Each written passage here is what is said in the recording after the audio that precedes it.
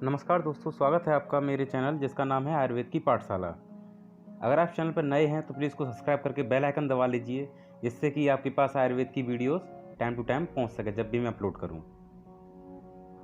तो आज बात करते हैं बीएमएस फर्स्ट ईयर के अष्टांग हृदय के सिलेबस के बारे में। आपने काफ़ी वीडियोस देखी होंगी किसी की कहीं पे सिलेबस, लेकिन जहाँ पे मैं आज जो तैयारी करके आया हूँ आज आपको बताने के लिए वो टोटली डिफरेंट है। ठीक है, आपको मुझे लगता है कि अभी तक आपने कभी इस तरीके से चिरपरिचित नहीं हुए होंगे सिलेबस से, जिस प्रकार से आज मैं आपको बताऊंगा। तो बिल्कुल वीडियो को लास्ट तक देखिएगा, जिससे कि आपको ज़्यादा से ज़्यादा पता पड़ सके किस तरीके से क्या सिलेबस में है और क्यों सिलेबस में है। ठीक है, तो बात कर लेते हैं। और एक और बात मैं कहना चाहता हूँ कि काफ़ी लोगों ने मुझे कमेंट किया कि सर आपने वीडियो अपलोड नहीं की हैं, आप वीडियो अपलोड करिएगा। तो मैं उनके लिए क्षमा चाहता हूँ, लेकिन अब वीडियो बिल्कुल रेगुलर आएंगी, बिल्कुल रेगुलर मैं डालूँगा। ठीक है, तो अब बिल्कुल भी कोई परेशानी वाली बात नहीं है, सब प्रॉब्लम्स रिजॉल्व हो चुकी हैं। तो अब डेली बेसिस पे वीडियोज़ आएंगी, तो इसलिए पहले तो कर लीजिए चैनल को सब्सक्राइब और प्लीज़ कर दीजिए बेल आइकन, जिससे कि आप तक नोटिफिकेशन पहुँचते रहें। चलिए बात कर लेते हैं। तो अष्टांग हृदय के सिलेबस की अगर बात करते हैं तो सिलेबस में सबसे पहले आप ये समझिए कि एजुकेशन रेगुलेशन होता क्या है।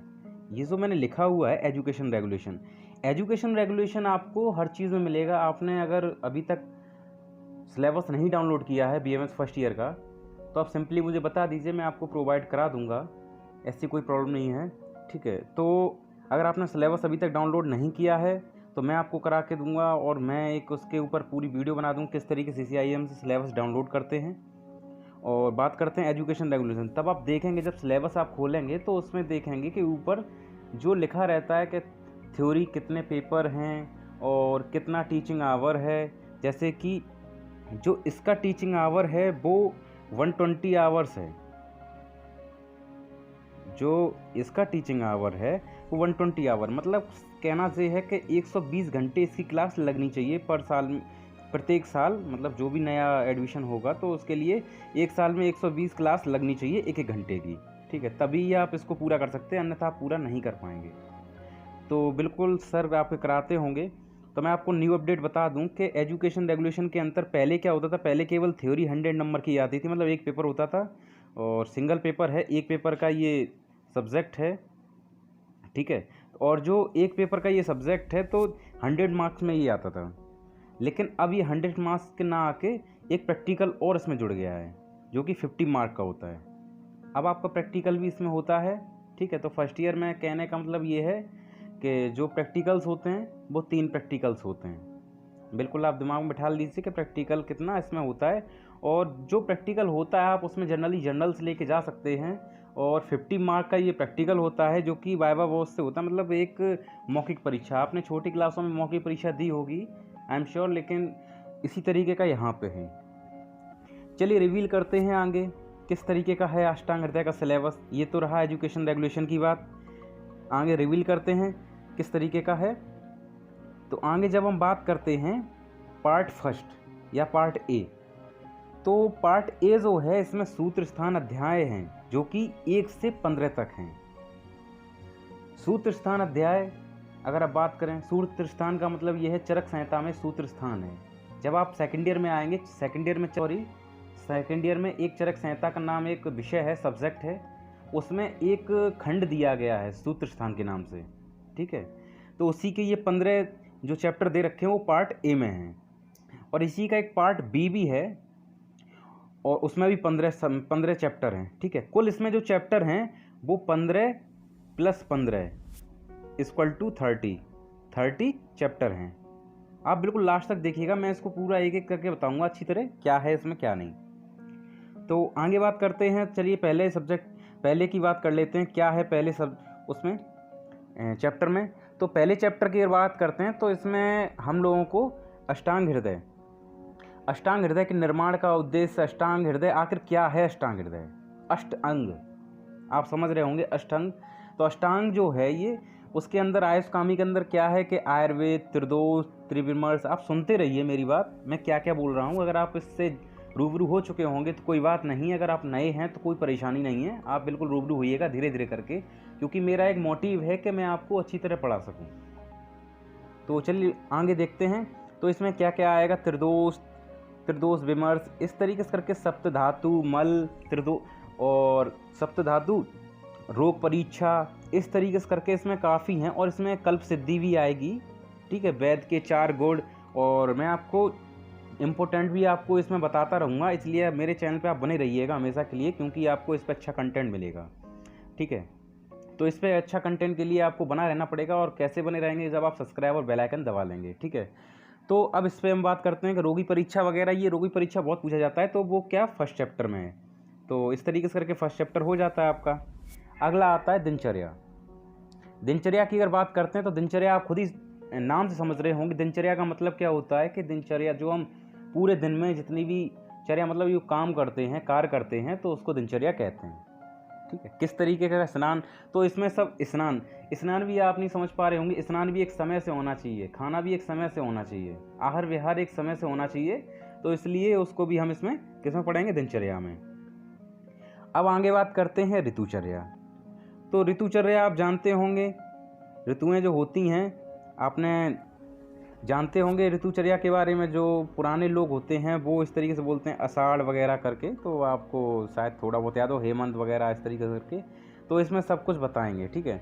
कुछ ऋतुओं में, इसी में थोड़ा सा ऋतु को एक्सप्लेन करते हुए इन्होंने कुछ कफ के बारे में बताया है, कफ कैसे बढ़ता है, कैसे घटता है, कहाँ समन होता है, कहाँ प्रकोप होता है, ये सब समझ आपको सब बहुत अटपटे लग रहे होंगे, समन, प्रकोप। तो मैं इसकी एक टर्मोलॉजी की क्लास लूँगा, जल्दी आने वाली होगी, आपको उसमें सब डाउट क्लियर हो जाएंगे, जो छोटे छोटे टर्म होंगे पूरे क्लियर हो जाएंगे, ठीक है। तो चलिए आगे बढ़ते हैं। तो अगला जो आता है रोगात्पादनी अध्याय। तो इसमें क्या है, इसमें जो जैसे अधारणी वेग और धारणी वेग इसके अंतर्गत आते हैं। अब धारणी वेग और धारणी वेग आप जब आगे इसी में पढ़ेंगे तब मैं बिल्कुल पढ़ाऊँगा डिटेल एक्सप्लेन कि किस तरीके से करें, अधारणी वेग क्या होते हैं और धारणी वेग क्या होते हैं, तो हम उसको अच्छी तरह देख लेंगे। अभी तो छोटा सा संक्षेप में मैं बता रहा हूँ, आगे एक्सप्लेन से पढ़ेंगे जब सब्जेक्ट को लेंगे। तो अब धारणी वेग में जो धारण करने से जो दोष प्रकोपित हो जाते हैं, उससे व्याधि उत्पन्न हो जाती है, तो उसके बारे में इसी में पढ़ेंगे, ठीक है। तो चलिए आगे चैप्टर लेते हैं, द्रव्य विज्ञानीयम। तो जो ये चैप्टर है, तो इसमें क्या है, शीतल जल, उष्ण जल के गुण वगैरह ये चीज़ हम लोग पढ़ेंगे, ठीक है। इसमें काफ़ी कुछ है, मधु के गुण, जैसे जो आप तेल यूज़ करते हैं, कौन सा तेल यूज़ करना चाहिए, कौन सा नहीं करना चाहिए, ये सब चीज़ें हम लोग उसमें पढ़ेंगे। तो इसको भी क्या कहते हैं, टिक कर लेते हैं। तो अब बढ़ जाते हैं आगे, अन्य स्वरूप विज्ञानीय। जो अगला अन्य स्वरूप विज्ञानीय आता है, तो उसमें क्या, उसमें देखेंगे हम लोग कि जैसे आपने धान्य देखे हैं, ठीक है, मूंग देखी है, युस देखा है, बिलेपी, तो आपने ये चीज़ अभी गेहूँ देखा तो होंगे, लेकिन धान्य कितने प्रकार के हैं, उनके क्या क्या गुण हैं, क्योंकि हर एक चावल अच्छा नहीं होता, हर धान अच्छा नहीं होता। कुछ लोग धान को समझ पा रहे होंगे, कुछ लोग नहीं समझ पा रहे होंगे। तो साली समझ लीजिए, साली का मतलब कुछ और नहीं है, साली का मतलब एक चावल से, चावल का नाम है एक साली, ठीक है। तो वहाँ पे आपको पता पड़ेगा कि कैसे कौन कौन से चावल हितकर होते हैं, कौन से अहितकर होते हैं, काफ़ी चीज़ें हैं। तो धीरे धीरे करके उसको रिवील करेंगे, जब चैप्टर पढ़ेंगे तो अच्छी तरह उसको रिवील करेंगे, आप बिल्कुल परेशान मत होइएगा, ठीक है। तो आगे बढ़ते हैं, जो आगे चैप्टर आ रहा है वो है अन्न-रक्षा। तो अन्न-रक्षा की अगर बात करते हैं तो इस पर टिक कर लेता हूँ मैं।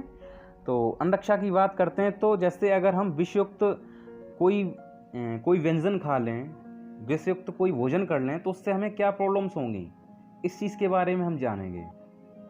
तो हमें अन्न की क्या करनी, रक्षा करनी है। चलिए आगे बढ़ते हैं, आगे कौन सा चैप्टर है, क्योंकि मैं नहीं चाहता हूँ कि वीडियो लंबी हो जाए, आपको भी प्रॉब्लम हो, तो इसलिए मैं उसको शॉर्ट करते हुए बता रहा हूँ, क्योंकि मैं नहीं चाहता काफ़ी लंबी वीडियो हो जाएगी अगर मैं सबके बारे में बताऊँगा। चलिए आगे देखते हैं, छोटा छोटा बताना चाहता हूँ। तो अगला है मात्रा अशितीय अध्याय। तो मात्रा अशितीय अध्याय जो है, तो इसके अंदर क्या आता है, जो हम जैसे कोई भी आहार लेते हैं तो कौन सा आहार है, लघु है कि गुरु है, चिकित्सा क्रम आ सकता है, अजीर्ण की चिकित्सा आ सकती है। अजीर्ण आप समझ रहे होंगे, जीर्ण जो पक ना पाए खाना, उसकी चिकित्सा कैसे करते हैं, तभी प्रॉब्लम्स होती हैं पेट में। तो उधर में जब प्रॉब्लम्स होती हैं तो इसके लिए हम इसमें क्या करते हैं, मात्रा सती अध्याय की अध्ययन करते हैं।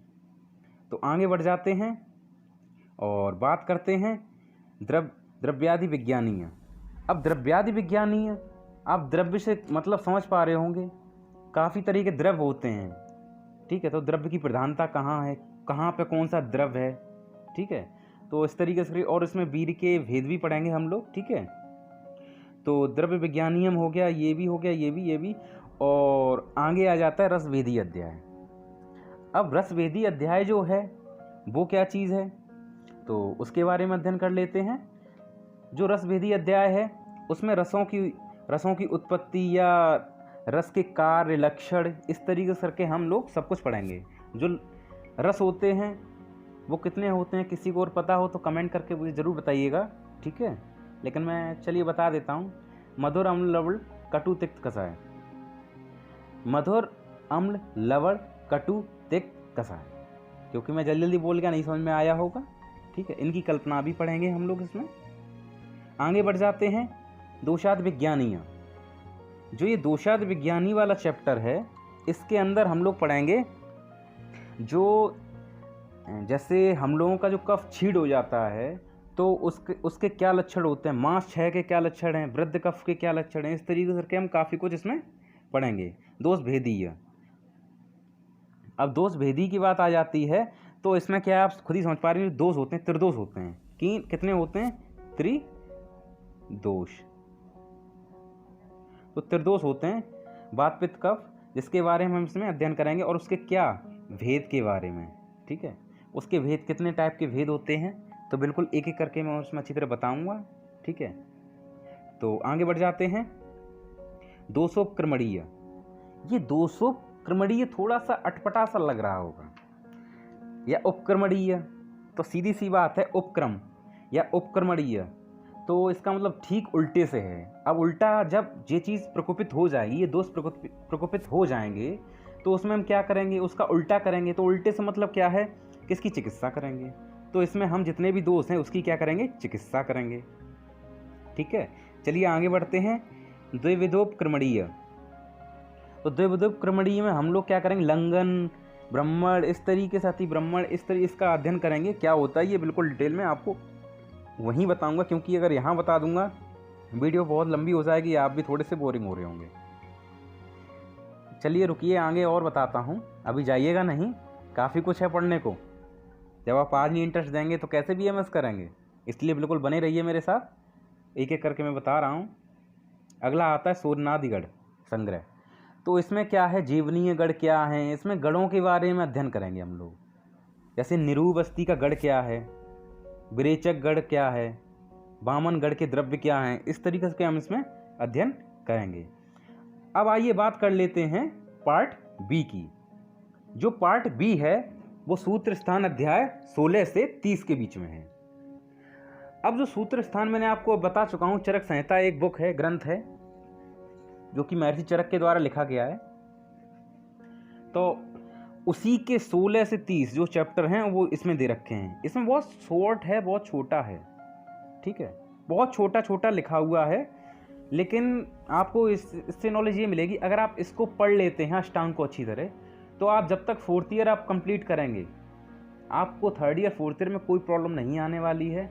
मैं आपको बता भी दूं, आपने अभी तक पंचकर्म नहीं सुना होगा, और सुना होगा तो जानते होंगे पंचकर्म के बारे में। तो उसमें बिल्कुल समझ लीजिए कि पंचकर्म से हम लोग काफ़ी व्याधियों का शमन करते हैं, जो प्रकोपित हो जाती है उसका शमन करते हैं। तो इसमें क्या आता है, एक स्नेह विधि आती है, स्नेहन हम लोग कराते हैं। तो स्नेहन हम लोग कराते हैं, आपने अगर कहीं पे आप वैद्य के पास अगर कभी गए होंगे तो आपने बिल्कुल देखा होगा। तो हम लोग स्नेहन बिल्कुल कराते हैं इस तरीके से करके,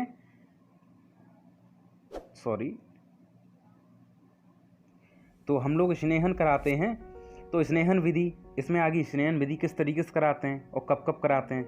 इसमें आ गई स्वेदन विधि, इसमें स्वेदन कराते हैं, स्वेदन कब कब कराते हैं, किस ऋतु में कराते हैं, पूरा इसमें एक्सप्लेन दिया गया है। और अगला आ जाता है बमन विरेचन विधि, इसमें बमन कराते हैं, बमन में वॉमिटिंग होती है, ठीक है, विरेचन द्रव्य होते हैं, विरेचन कराते हैं उनसे। तो और एक होता है बस्ती, एक होता है नश्य। तो ये कुछ चीज़ें ऐसी हैं, अगर आप इनको अगर अच्छी तरह पढ़ लेते हैं, ये जो लास्ट के चैप्टर हैं, गंडू शादी तक मान लीजिए यहाँ तक, तो ये जो चैप्टर लास्ट तक हैं, ये वाले चैप्टर क्या हैं, ये वाले चैप्टर आपको बहुत काम आने वाले हैं। कैसे काम आएंगे? ये पंचकर्म में बहुत काम आते हैं। इसमें यहाँ पे शॉर्ट पंचकर्म दिया है, अगर आप इसको चाहें तो शॉर्ट पंचकर्म लिख सकते हैं, शॉर्ट पंचकर्म, पंचकर्म। तो ये शॉर्ट पंचकर्म है। तो इसमें क्या है, हम लोग बिल्कुल पंचकर्म के बारे में इसमें बिल्कुल देखेंगे यहाँ पे। तो इसको भी बिल्कुल पार्ट इतना आपका इंटरेस्टिंग वो पार्ट है, आप अगर खुद से भी पढ़ेंगे ना तब भी आपको अच्छा लगेगा, आपको लगेगा कुछ आप हैं, डॉक्टर कर रहे हैं, ठीक है। तो इस तरीके से करके यहाँ पे देखिए। तो अगला जो आता है धूमपान, मैंने बता दिया धूमन कराते हैं, ठीक है। तो धूमपान जब हो गया तो हम लोग धूमन जब करा लेंगे, उसके बाद आता है गंडूस शादी विधि। तो गंडूस और कवल में हम यहाँ पे अंतर भी बताएंगे, क्या होता है गंडूस कवल में अंतर, ठीक है। अगला चैप्टर आता है आश्योदान अंजन विधि, आश्योतन अंजन विधि। इसमें अंजन के बारे में हम लोग पढ़ेंगे, जो कि अंजन होता है। अब आपको अभी नहीं पता होगा, लेकिन आपको मैं बाद में बताऊंगा, जिससे जैसे जैसे पढ़ाऊंगा आपकी कोई चीज़ नहीं छूटेगी। अंजन सलाह का बहुत चीज़ें हैं, प्रसादन अंजन, इसमें सब कुछ हम लोग पढ़ेंगे एक एक करके। अगला आता है तरपट पुटपाक विधि। अगर आपने ये चैप्टर पढ़ लिया तो आपको जहाँ तक है रसशास्त्र, जो कि सेकेंड ईयर का सब्जेक्ट है, आपको बहुत आसानी होगी उसमें, क्योंकि पुटपाक किस तरीके से निर्माण कैसे करते हैं, अगर आपको ये चीज़ पता होगा तो वहाँ प्रॉब्लम नहीं आएगी। तो आपको यहाँ से पता होना चाहिए। अष्टांग हृदय एक ऐसा सब्जेक्ट है जो कि आपको पूरे 5 साल तक फ़ायदा देगा। तो आप बिल्कुल इसको मत छोड़िएगा, स्किप मत करिएगा, आपको ये बहुत काम आने वाला है। आगे बात कर लेते हैं यंत्र विधि। यंत्र विधि की बात करते हैं तो इसमें नाड़ी यंत्र क्या होता है, ताल यंत्र क्या होता है, वगंधर यंत्र क्या होता है, नाशय यंत्र क्या होता है, समी यंत्र क्या होता है, अर्श यंत्र क्या होता है। काफ़ी यंत्र हैं, जो कि एक टेबल में अगर मैं बताऊंगा तो थक जाऊंगा बताते बताते, बहुत यंत्र हैं। तो आप बिल्कुल परेशान ना होइएगा, हम लोग बिल्कुल कम नहीं हैं, सब कुछ कर सकते हैं, बशर्ते आप फर्स्ट ईयर से ही अच्छी पढ़ाई करें। अगला देख लेते हैं शस्त्र विधि। तो शस्त्र विधि की अगर बात करते हैं तो इसमें क्या आता है, ऐसड़ी शस्त्र, बैतस शस्त्र, अंगुली शस्त्र, सड़िस शस्त्र, करपत्र शस्त्र, करतरी शस्त्र, कूर्च शस्त्र, आरा शस्त्र, इस तरह बहुत शस्त्र हैं। तो बेसिकली इसमें हम लोग 26 प्रकार के शस्त्र हैं। बताइए 26 प्रकार के शस्त्र हम यहाँ पे नहीं बता रहे हैं, ठीक है, जब इसको चैप्टर पढ़ेंगे तो। और आप मुझे कमेंट करके ज़रूर बताइएगा कि हम लोग ए चैप्टर स्टार्ट करें, मतलब ए पार्ट स्टार्ट करें या बी पार्ट स्टार्ट करें। आप शुरू से पढ़ना चाहते हैं या बी पार्ट से? हालांकि मैं कराऊंगा पूरा, अगर आप जैसा भी कहें, आपको कमेंट करना पड़ेगा। जो ज़्यादा कमेंट आएंगे उसी के ऊपर मैं निर्णय लेके बताऊंगा। आगे बढ़ जाते हैं शिराव्यद विधि। अब शिराव्यद जो विधि होती है ये आपने अभी नहीं सुनी होगी। तो शिराव्यद जो विधि होती है, जैसे अगर दूषित रक्त हो जाता है तो उससे उत्पन्न कौन कौन से रोग, इस तरीके से हम लोग काफ़ी इसमें पढ़ेंगे। शिरा का वेधन, तो हमको काफ़ी कुछ इसमें पढ़ने को मिलेगा, बहुत काम का ये चैप्टर है। मतलब मैं कह तो रहा हूँ पार्ट बी जो है ना, इतना काम का है चैप्टर, ऐसा नहीं है पार्ट ए फिजूल है, फिजूल नहीं है, वो बहुत अच्छा है चैप्टर। तो आपको बी बहुत ज़्यादा आना चाहिए, क्योंकि आप बी जब पढ़ेंगे ना आपको खुद ही इंटरेस्ट आएगा। शल्यहरण विधि अगला चैप्टर, तो उसमें धमनी गति, शल्य का लक्षण, बहुत कुछ है, मर्म की स्थिति, स्थित शल्य, तो बहुत कुछ इसमें पढ़ेंगे अपन, बहुत कुछ करने वाले हैं, ठीक है। छोटे मोटे डॉक्टर नहीं बनेंगे, बहुत बड़े डॉक्टर बनेंगे, ठीक है। तो we are proud of us. और अगला चलिए बढ़ जाते हैं शस्त्रकर्म विधि। तो शस्त्रकर्म विधि की अगर बात करते हैं तो इसमें आ जाता है कि रक्तपात का लक्षण, आम शोष और भोजन, इस तरीके करके काफ़ी इसमें वो आ जाते हैं, जो कि इसमें पढ़ेंगे। पट्टी का वर्णन है इसमें, पट्टी का कैसे बांधते हैं, तो पट्टी का इट्टी का आप खुद ही समझते हैं। आजकल जो सूचर अगर वैसे उसके ऊपर बैंडेजिंग करते हैं तो बैंडेज कैसे करते हैं, तो इसमें बिल्कुल अच्छी तरह पढ़ेंगे। अगला जो आ जाता है क्षाराग्नि कर्म विधि। तो क्षाराग्नि कर्म विधि जो है वो क्षारों का प्रयोग कैसे करते हैं, क्षार सेवन का निषेध, क्षार क्रिया, इस तरीके करके हम पूरा इसमें एक्सप्लेन करेंगे। अग्निदाह के अयोग्य, तो बहुत कुछ है इसमें, बहुत कुछ, आप बिल्कुल परेशान ना होइएगा, ठीक है। अगर आपको ये वीडियो अच्छी लगी हो तो प्लीज़ इसको लाइक कर दीजिए, इतना तो बनता ही है, क्योंकि मैं आपको पूरा इसमें कंटेंट देने वाला हूँ, और इसलिए मुझे प्लीज़ सपोर्ट करिएगा, ठीक। ठीक है, कमेंट ज़रूर करिएगा और अपने दोस्तों के साथ शेयर करिए। और अगर क्या कहते हैं आप चैनल पर नए हैं तो इसको प्लीज़ क्या कर लीजिए, सब्सक्राइब। और क्या करना है, घंटी बटन दबाना है, जिससे कि नोटिफिकेशन आप तक पहुंचता रहे। अगर आपको मेरी ये स्पीड अच्छी लगी हो तब भी आप कमेंट कर दीजिएगा, क्योंकि कुछ लोगों ने कहा था कि यार आप सर बहुत तेज़ पढ़ाते हैं, तो ऐसा भी नहीं है, मैं सबका हित चाहता हूँ। तो प्लीज़ मुझे कमेंट करके ज़रूर बताइएगा किस तरीके से मेरी ये वीडियो थी। तो अगर आप चैनल पर नए हैं तो प्लीज़ सब्सक्राइब करके बेल आइकन दबा लीजिए, जिससे नोटिफिकेशन आप तक पहुँचता रहे। और अगर आपको ये वीडियो अच्छी लगी हो तो आप इसको लाइक कर दीजिएगा, अगर नहीं अच्छी लगी तो डिसलाइक कर दीजिएगा, जाहिर सी बात है। और कमेंट कर दीजिएगा, अगर ख़राब लगी फिर भी कमेंट करके ये ज़रूर बता दीजिएगा कि ये वीडियो आपने जो बनाई है वो ख़राब बनाई है, मुझे अच्छी नहीं लगी। ठीक है, तो मुझे ही पता पड़ेगा, मैं खुद को आंकूँगा। और प्लीज़ इसको शेयर ज़रूर करिएगा फ्रेंडों के साथ, ठीक है, जिससे कि ज़्यादा से ज़्यादा लोगों की मदद हो सके। तो आज के लिए इतना ही, धन्यवाद।